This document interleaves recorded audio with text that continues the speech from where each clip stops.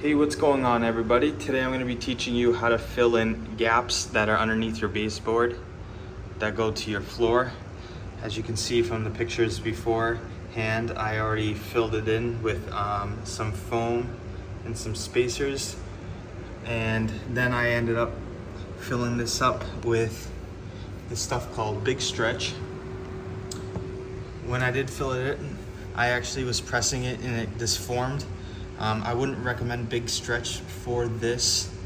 That's why I'm going to be showing you GE silicone for the final coat. And how I'm going to apply that is using this Kramer toolkit. With that said, it'll end up coming out just like this. You can't even tell. It's perfectly flush, going all the way down. This wall was just like that. So yeah, so first step, what you're gonna have to do, I already did all the way up to here. So I'm gonna now have to do all of that. So first step, you're gonna have to put down some tape, and I would get it as close as possible. You don't have to get perfect because you're gonna end up finishing the job with this Kramer tool. So first, put down the tape like so.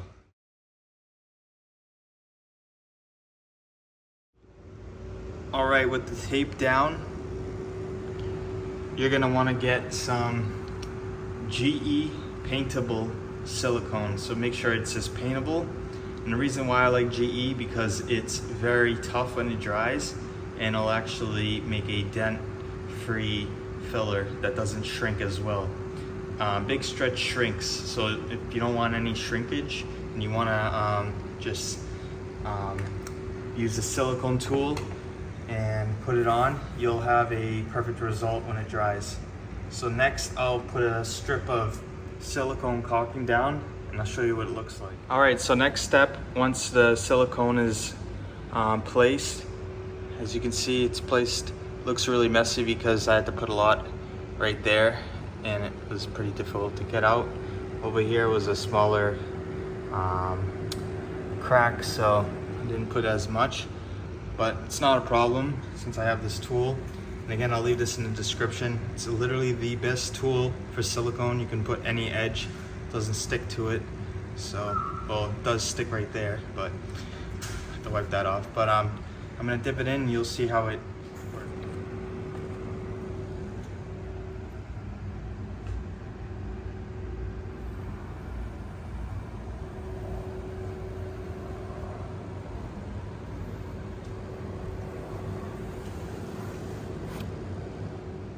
So as you can see, I put the first coat.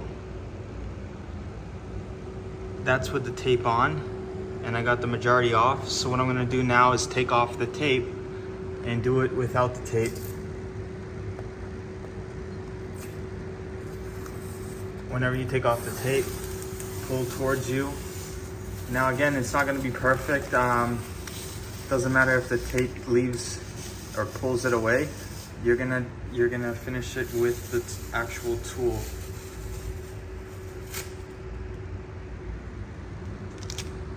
To fix up that line. Okay, with the tape off, I'm going to go over it now with my Kramer tool. It's kind of hard to do with one hand, so I'll first do a little and I'll show you the results. So I'll just basically, it's all wet and it'll glide, really cleaning it up and putting it against the floor. I'll go across a few times to clean up the excess. All right, as you can see, I'm finished. This is actually the next day. It has all dried. It came out really, really nice. You can't really see on the camera, but it's as flat as the trim itself. There's no feeling of like a discrepancy between the caulking and the wood.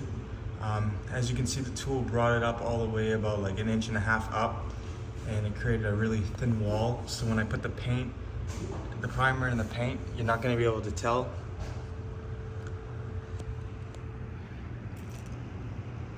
Really cleaned up the edge. There's like a up close.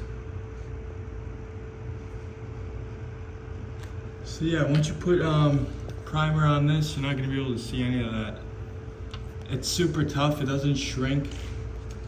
Here's the other side, it's not as bad. But yeah, I highly recommend using that tool. It helps clean up a lot easier, a lot nicer. So yeah, hopefully you like this video and it helps out a few people. Please subscribe, thanks.